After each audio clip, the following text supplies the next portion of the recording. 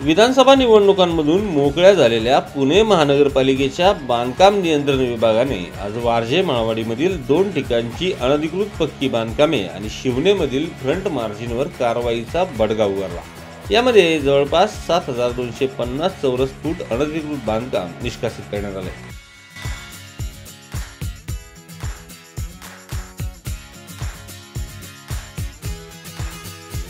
बांधकाम विकास विभागाचे अधीक्षक अभियंता श्रीधर येवलेकर, कार्यकारी अभियंता जयवंत पवार यांच्या मार्गदर्शनाखाली उप अभियंता निवृत्ती उथळे, शाखा अभियंता दत्तात्रय जगताप, कनिष्ठ अभियंता प्रणव दळवी, विनय येलपले, आरेखक विजय ववले यांच्या पथकाने अतिक्रमण विभागाचे 15 कामगार, मनपाचे 15 कमांडो पोलीस, जेसीबी, गॅस कटरच्या साहाय्याने ही कारवाई केली।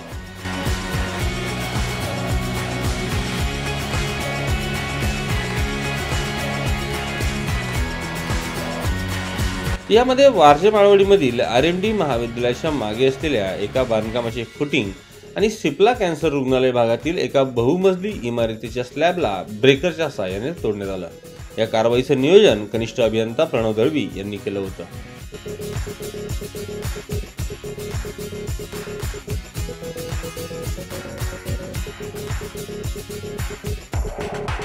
तर शिवनेमधील वाढत्या वाहतूक कोंडीच्या पार्श्वभूमीवर आलेल्या तक्रारीच्या अनुषंगाने शिवनेमधील शिंदे पूल ते नवभारत शाळा चौकापर्यंतच्या रस्त्याच्या डाव्या बाजूच्या दुकानांच्या समोर करण्यात आलेल्या अनधिकृत पत्राशेड, फळे, भाजी, खाद्यपदार्थांची अतिक्रमणे निष्कासित करण्यात आली।